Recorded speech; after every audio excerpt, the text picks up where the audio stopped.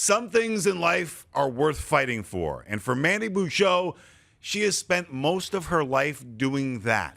Literally. The 33-year-old Canadian boxer has won 11 Canadian national championships and 2 Pan Am Games titles. The only thing that has eluded her is an Olympic podium. And Tokyo was supposed to be her shot. The only thing standing in her way seems to be the IOC and the birth of her daughter. Let me explain.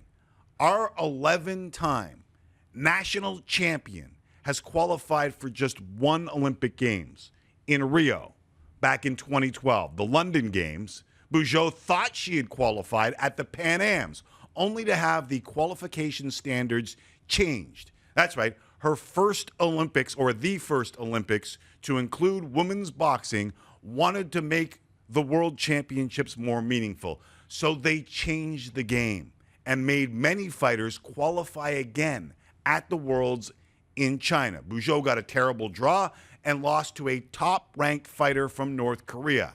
In Rio, she was a podium favorite, but just before her quarterfinal matchup, she fell sick.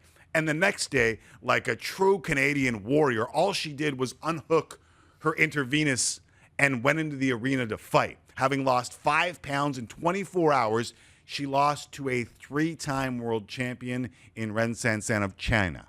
After the heartbreak, Bujold took a step back and had a child, a daughter, fittingly named Kate Olympia, fittingly K.O., and fittingly for the unfinished business of the Olympia.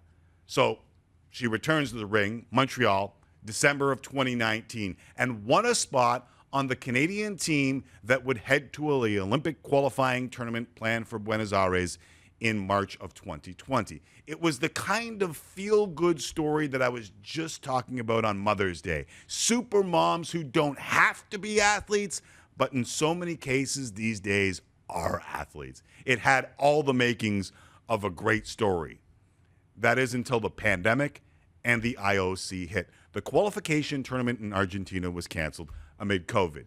And instead of holding another tournament, just as they are doing in Europe in June, the Americas decided no qualification tournament would be held. Instead, the IOC's boxing task force said it would simply take boxers from the Americas based on their rankings for the last 3 tournaments held in 2018 and 2019, thereby effectively punishing Bujold for having a child at the wrong time. But surely, the IOC in all its glory would make amends. They would make it right. It's happened before. Serena Williams and the WTA. The WTA changed their ranking systems after taking a PR beating for Serena's world ranking after she took the time and gave birth to her daughter, also fittingly named Olympia. I mean, surely the governing body of the games that sells themselves on ideals of the Olympic movement, a movement that includes the very sentence in their Olympic charter to encourage and support the promotion of women in sport at all levels and in all structures, with a view to implementing the principle of equality of men and women. Surely that entity couldn't stand in the way of a woman having her Olympic dream crushed by having a child, especially when more and more women are returning to the sport after childbirth. I mean, this is the exact kind of story that they are promoting on their websites, the Olympic websites, and of course, their press releases to live up to those words in the charter that I just read to you. But lo and behold, here we are 2 months away from the games, and Bujold and her lawyer, Sylvie Rodrigue, lost their appeal to the very same IOC, leaving her final shot in the hands of the Court of Arbitration for Sport. Why does it always seem to be a Canadian? Why does it always seem to be one of us, from Sylvie Frechette in Barcelona to Jamie Salé and David Pelletier, from the now infamous fin step that Sid Seixeiro made famous, or at least outside of figure skating he made it famous, to what we have now come to learn from 979, the documentary, among others, that Ben Johnson probably wasn't the only one in that race in Seoul to get by with a little help from his friends and some chemicals. But in the end, most times, even in the cases that I just rattled off, the truth comes out. What's right prevails. And since a viewer pointed this story out to me, Bujold has been featured in the New York Times. Former heavyweight champ Lennox Lewis spoke out. Billie Jean King has jumped on board. And most recently, the Minister of Canadian Heritage wrote a letter to support Bujold to the president of the IOC, Thomas Bach.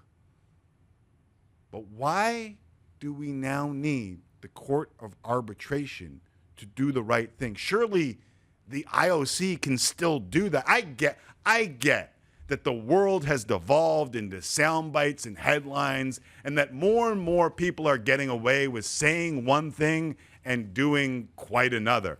Optics have become way too important to way too many people. But I was always told, I was raised on the idea that actions speak louder than words. And it's time for the IOC to live up to the ideals that they have set out for themselves.